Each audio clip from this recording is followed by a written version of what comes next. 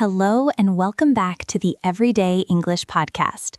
I am Sarah, and I am so happy you are here with us today for another deep dive into real-life English. If you have been listening to our recent episodes, you know we have been talking a lot about travel. In our last season, we listened to a couple getting ready for a road trip. They were packing the car, getting snacks, and filling up the gas tank. It was a great lesson on casual, everyday vocabulary. But today, Mark and I realized we missed a huge step. Before you can rent that car or drive on that road trip, you usually have to fly to get there. That is right, Sarah. And let's be honest, for most English learners, the airport is not a relaxing place.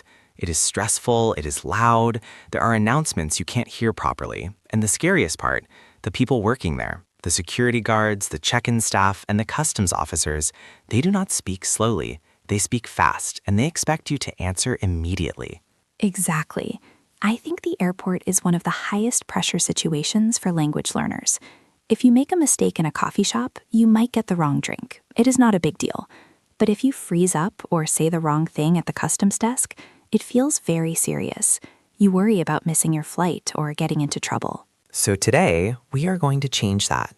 We are leaving the car behind and heading to the airport. We are going to build a complete airport English simulator.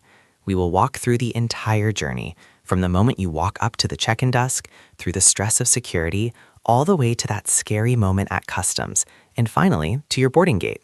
And the best part is that we are going to role-play these situations. Mark is going to act as the staff. He will be the check-in agent, the security guard, and the strict customs officer. I will be the traveler, just like you. And then we will switch and give you a chance to practice. By the end of this hour, you will have a script in your head. You will know exactly what to say, so you never freeze up at the airport again. It sounds like a plan. Before we grab our suitcases and get started, make sure you are subscribed to the channel. We post these long listening practices regularly to help you integrate English into your daily life, whether you are commuting, cleaning, or just relaxing. If you want to master real conversations, hit that subscribe button now. All right, Sarah, are you ready to check in? I am ready. Let's imagine the scene. We have just walked through the sliding glass doors of the departure terminal. It is busy. People are rushing everywhere with their luggage trolleys. I look at the big screen, find my flight number, and see which counter I need. I walk up to the counter, and Mark is standing there behind the computer. Good morning. May I see your passport and get it, please? Here you go. Are you checking any bags today? Yes, just one suitcase. Okay, please place it on the scale. Do you have any carry-on luggage? Yes, I have a backpack and a small purse. That's fine. Would you like a window or an aisle seat? An aisle seat, please. Okay, here is your boarding pass. You are all set. Your flight leaves from gate 42 and boarding begins at 10:30. Have a nice flight. Thank you. All right, stop there. That was a very standard, perfect check-in interaction. But let's go back and break down the vocabulary, because there are a few phrases there that learners often confuse. The first one I asked was, are you checking any bags? This is really important. In travel English, we distinguish between two types of luggage. To check a bag means to hand your big suitcase to the airline staff. You will not see this bag again until you arrive at your final destination. It goes into the bottom of the plane. We call this checked luggage. Right. The opposite of checking a bag is carry-on. I asked Sarah, do you have any carry-on luggage? Carry-on is the luggage you keep with you. You carry it onto the plane. This usually includes a small suitcase, a backpack, or a laptop bag. Sometimes we also call this hand luggage. So if the agent asks, are you checking any bags? You can say, no, I only have carry-on. Or you can say, yes, one suitcase. The next thing Mark asked me to do was place it on the scale. The scale is the machine that weighs your bag. This is the moment everyone gets nervous about. Oh yes, the weight limit. If your bag is too heavy, we say it is overweight. If the agent says, I am sorry, your bag is overweight, you have two choices.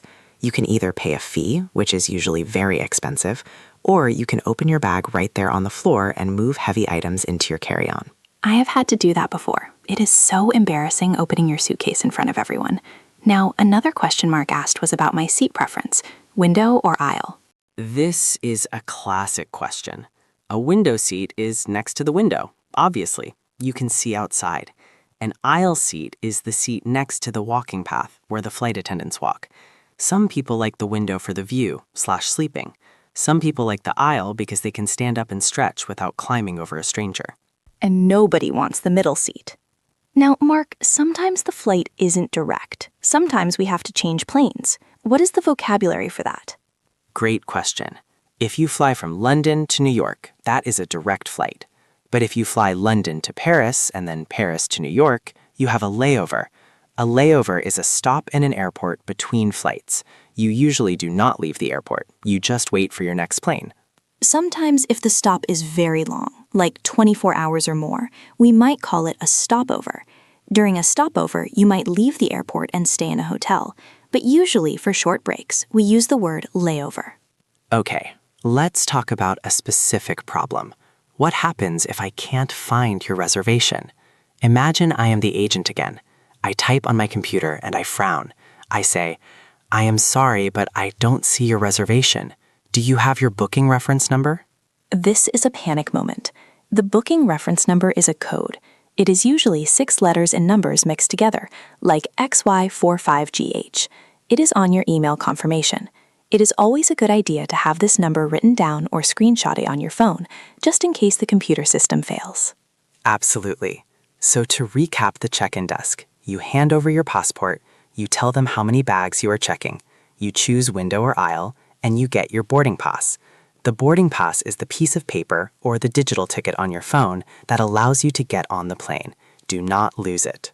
Once you have your boarding pass, the easy part is over. Now you have to go to the most stressful part of the airport, security. Security is difficult because it is loud, it is fast, and the grammar changes. The security officers do not use polite full sentences. They use imperatives. Imperatives are direct commands. They are not asking you, they are telling you. They drop words like could you or please. They just use the verb. Let's listen to what that sounds like. Imagine we are standing in the line at security. There are plastic bins everywhere. Here's what the security officer sounds like. Laptop out, shoes off, belts off, empty your pockets, place everything in the bin, keep moving. It sounds aggressive, doesn't it? But don't take it personally. They have to move thousands of people every hour. Let's break down those commands. Laptop out. This means take your laptop computer out of your bag. You usually have to put it in a separate plastic tray, which we call a bin. Shoes off. This is clear. Take your shoes off. Not all airports require this now, but many still do, especially for flights to the USA. Empty your pockets. This means take everything out, keys, coins, phone, wallet, and put them in the bin. If you forget even a small coin, the metal detector will beep and everyone will look at you. And what about liquids, Mark? This is always a confusion point. The rule is usually liquids, aerosols, and gels. This includes toothpaste, shampoo, creams, and water. In most international airports, you cannot bring large bottles of water through security. You have to finish them or throw them away before the check. Small liquids must be in a clear plastic bag. So if the guard points at your water bottle and says trash it, he means throw it in the garbage. Or if he says finish it, he means drink it all right now. Another verb you will hear is step through. This is when you are standing in front of the body scanner or the metal detector. The guard will wave his hand and say step through. It means walk through the machine. And if the machine beeps? He might say step back or step to the side. Step to the side means move out of the line so he can check you with a handheld wand. He might say, I need to pat you down. A pat down is when the officer checks your clothes with their hands to make sure you aren't hiding anything. It can feel uncomfortable, but it is a standard procedure. If they say arms out, you just lift your arms to the side. So the key to surviving security is to listen for the verbs. Take out, put in, take off, step through. If you listen for the action word, you will understand what they want, even if they speak fast. Okay, we have survived security. We have put our shoes back on, we have grabbed our bags. Now for international travelers, there is one more hurdle. Usually this happens when you land in the new country, but we are going to cover it now because it is the most important part of this lesson: customs and immigration. This is the big one. This is where you are officially asking for permission to enter the country. The officer sits in a high booth. You have to stand behind a yellow line until they call you. And they usually call you by saying next or simply waving their hand. When you walk up to the booth, give them your passport immediately, and then wait for the questions. There are 3 main questions that you will hear in almost every country in the world. We are going to practice them. The first question is, what is the purpose of your visit? This sounds very formal. Purpose means reason. Why are you here? You do not need to tell them your life story. You do not need to say, well, I have always loved American movies and my grandmother was born here. No, keep it simple. There are usually two magic answers, tourism or business. If you are there for a holiday, just say, I'm here for tourism, or I'm on vacation. If you are there for work, say, I'm here for business. Sometimes they might ask for more detail. If you say business, they might ask, what kind of business? You can say, I have a meeting with a client, or I am attending a conference. If you say tourism, they might ask, what are you going to do? You can say, just sightseeing. Sightseeing means looking at the famous places and monuments. So, question 1, purpose. Answer, tourism or business. The second common question is, how long are you staying? They want to know your time frame. Again, keep it short and clear. 1 week, 10 days, 2 weeks. Be careful with your grammar here. A common mistake is to say, I stay for 2 weeks. It is better to use the future plan form, I am staying for 2 weeks, or simply the time phrase, just 2 weeks. Also, make sure your answer matches your return ticket. If you say 2 months, but your return ticket is for next week, they will get suspicious. The third question is, where are you staying? They want to know your address in the country. You should memorize the name of your hotel or the address of your friend. You can say, I am staying at the Marriott Hotel downtown, or I am staying with a friend in Brooklyn. Sometimes they ask, do you have anything to declare? To declare means to formally tell the government you are bringing something special into the country. This usually applies to large amounts of cash, alcohol, cigarettes, or fresh food like fruit and meat. For most travelers, the answer is no. If you have an apple in your bag, leave it on the plane. Do not try to bring fresh fruit across the border. They have dogs that can smell it, and you will get a fine. So the answer to do you have anything to declare is usually no, nothing. Okay, Mark, let's do a simulation. This is the interactive part of the podcast. I want you, the listener, to answer out loud. Mark is going to be the tough immigration officer. He will ask you the questions. I will leave a quiet gap of silence. In that silence, you must speak. Do not just think the answer. Say it. Mark, are you ready to be the scary officer? I was born ready.